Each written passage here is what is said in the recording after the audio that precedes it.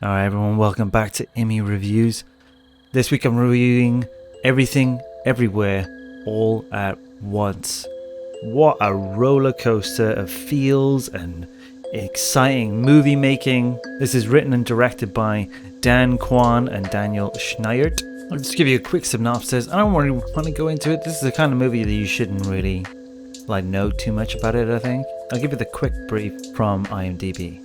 An aging Chinese immigrant is swept up in an insane adventure where she alone can save the world by exploring the universes connecting with the lives that she could have led. I don't like that synopsis because it kind of just localizes it to this world level crisis when really it's this multiversal crisis, which is unfathomably larger, obscenely undercutting how much the stakes are, and yeah, it's just insane.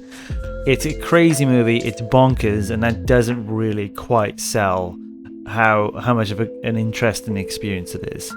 After a while, it became pretty obvious to me that they've gone for a very practical approach for filmmaking. And if you know anything about this kind of filmmaking, you should have seen the work of Michel Gondry. He was responsible for the movies The Science and Sleep, or more popularly known, Eternal Sunshine of the Spotless Mind. He was also responsible for loads of really, really cool music videos with very similar approaches.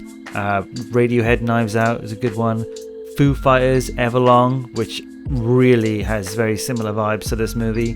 Cibomato, Sugar Water, and of course Bjork, her music video Bachelorette, Yoga, and my personal favorite, Hyper Ballad. Fucking love that song so much, and the music video is also stellar. If you haven't seen it, check those out, they're amazing.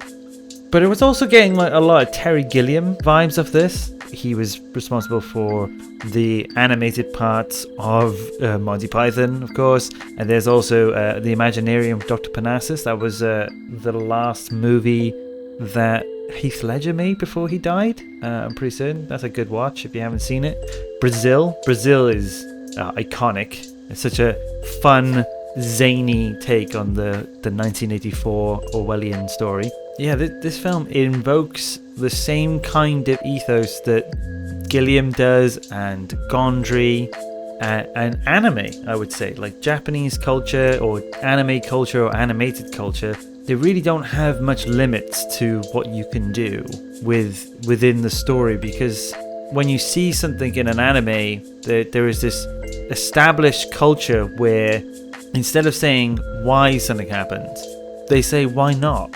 Why not have a robot that comes out of some guy's head when he's stressed and going through puberty? Why not have somebody who has a guitar that is a chainsaw and then knocks people in the heads and then more robots come out of their heads? I'm just naming one anime called Furikuri there, but that kind of idea in a Western setting just seems insane. Why would you ever do that? It's ridiculous. No one's going to take this seriously. But within that culture, those kind of ideas are commonplace, and it frees up creators to have so much fun and not to take things too seriously, yet also do things that explore very deep existential concepts. And this movie is definitely within that vein. It's weirdly refreshing, and it's often refreshing because of the fact that Western cinema is particularly engrossed with seriousness, and it's a shame because seeing films like this, I think they should be more common, and I think they're a delight to see, honestly. Also, so just straight off the bat, you've got a masterclass of actors who are on the roster. Just an amazing cast. We've got Jamie Lee Curtis, we've got Michelle Yeoh, we've got Quan, who is Short Round, and Data from the Goonies. This guy hasn't been making movies for decades, and suddenly he's back and comes back so strong.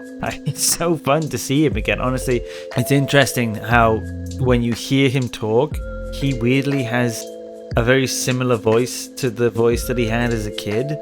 It's actually really quite unique and specific to him. I could name him in any movie, and he really brings such a diverse performance in this film. Saying that though, Michelle Yeoh absolutely crushes it. Like, she started as this kind of traditional Chinese mother with these kind of backward cultural tropes that mildly like abrasive to.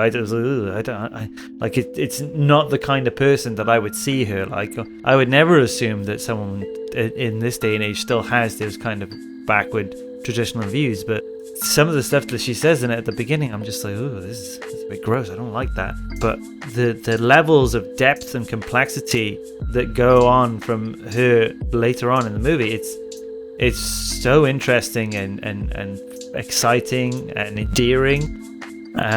Honestly, it's an astounding performance from Michelle Yeoh. Then there's also someone I've never seen before, Stephanie Su, and wow, what a commanding level of performance.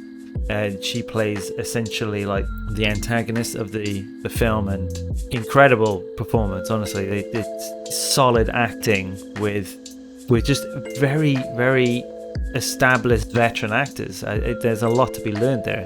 Also out of nowhere, Lo Pan from the incredible Big Trouble in Little Chinatown. Like, this is the weird thing. Like, I love this movie, but I feel like I love this movie for very different reasons why other people love this movie. Like, for me, it's like it's a nostalgia trip with some actors I haven't seen in a long time or I've got huge respect for, and the film itself kind of lends to a lot of things that I particularly find interesting and the culture of cinema that I like. But then on top of that, it delves into a deep existential look at like what it means to be successful, what it means to be progressive as a person in all aspects of your life, and things like that. It hits everything for me. I love that.